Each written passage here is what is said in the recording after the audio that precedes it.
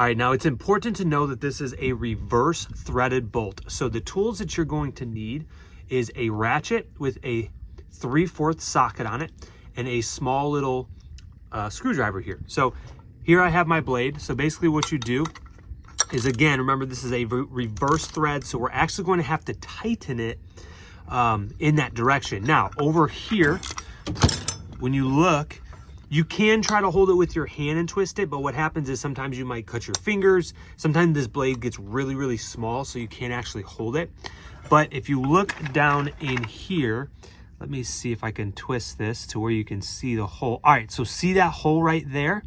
So you need to line that up right there with that hole and stick this screwdriver in there, and that actually stops this from spinning, right?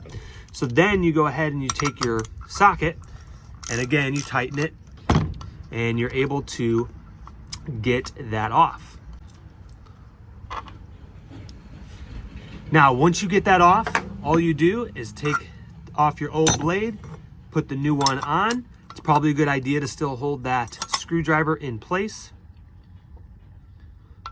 Put your cap back on. And again, remember, this is a reverse thread, so we actually have to twist it as if we were loosening it to actually tighten it, due to the way that the blade actually spins. Take our ratchet,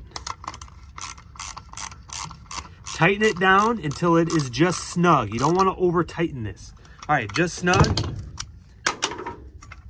And that is how you change an edger blade. To wrap this up, the next question would be, when do I change the edger blade? Well, right here, we have a brand new edger blade. Also, there's a brand new edger blade on our edger blade, or edger piece of equipment here. But this is a used edger blade here. As you can see, look at how much growth has been actually taken off there. This is a gently more used one. I think this one has more life into it. See how it's just a little bit cut off there.